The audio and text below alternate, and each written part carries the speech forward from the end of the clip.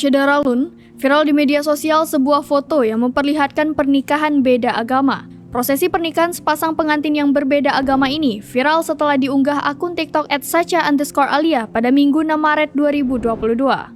Dalam foto, terlihat dua sejoli melangsungkan pernikahan di sebuah gereja. Diketahui gereja tersebut berlokasi di kota Semarang. Mempelai wanita tampak mengenakan gaun panjang berwarna putih dan memakai hijab. Ia juga memegang atau membawa buket bunga, sementara pengantin pria mengenakan setelan jas hitam. Dilansir dari kompas.com, Ahmad Nurkolis, saksi dalam prosesi pernikahan, membenarkan foto viral tersebut terjadi di Semarang. Prosesi pernikahan pasangan itu dilakukan dengan dua cara. Akad dilakukan di sebuah hotel di kota Semarang dan dilanjutkan dengan pemberkatan di gereja Saint Ignatius Krapyak.